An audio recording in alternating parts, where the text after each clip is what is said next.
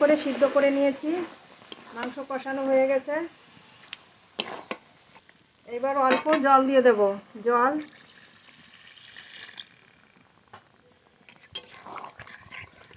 আর একটু ঢেকে দিয়ে ভালো করে সিদ্ধ করে নেব মাংস। একটু ঢেকে দিয়ে জাল দিয়ে নেব। 10 মিনিট মতো জাল দিয়ে নিয়েছি, এবার ঢাকনা তুলে নেব।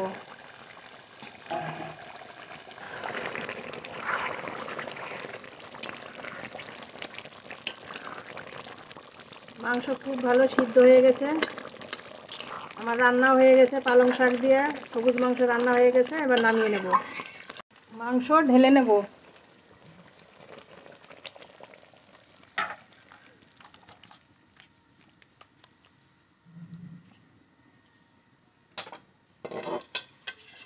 আজকে 2 রকমের মাংস রান্না করব বলেছিলাম, এক রকমের রান্না তো হয়ে গেছে, আর এক রকমের রান্না করব।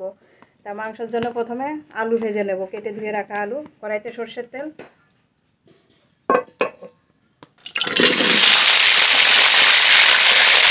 লবণ, হলুদ গুঁড়ো। আলু খুব ভালো করে ভেজে নেব। আলু ভাজা হোক, এদিকে মাংস মশলা করে নেব। এখানে যে মশলাগুলো আছে অর্ধেক অর্ধেক দিয়ে দেব। রসুন বাটা, আদা বাটা, ধনে জিরে শুকনো লঙ্কা বাটা, পেঁয়াজের পেস্ট সবটাই দিয়ে দেব।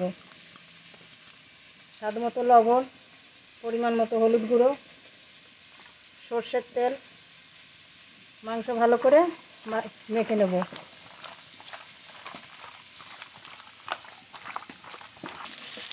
আলু খুব ভালো করে ভেজে নিয়েছি, নামিয়ে নেব।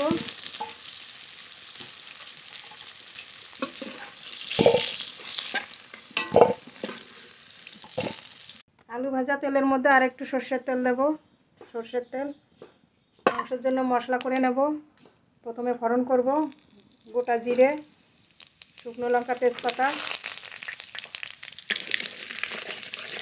ফোড়ন করে নিয়েছি, পেঁয়াজ কুচি।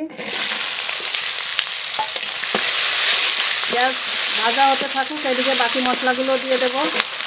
আদা বাটা, রসুন বাটা, ধনে জিরে শুকনো লঙ্কা বাটা, কাঁচা লঙ্কা বাটা, টমেটো কুচি, স্বাদ মতো লবণ, হলুদ গুঁড়ো।